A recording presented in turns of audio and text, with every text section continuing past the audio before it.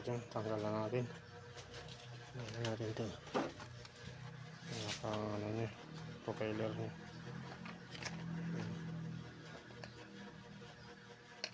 Tanggal natin. Baklasin natin yung motor. Motor naman. Yan mga kadyang, ito. Isakuhin na natin ito mga kadyang kasi pick upin na ito bukas. Kailangan natin ito masako. Ang dami na natin buti. Kailangan natin buti.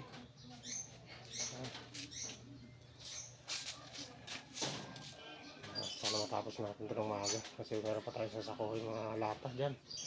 Meron pa natin sasakuhin lata. Sako yung mga lata natin.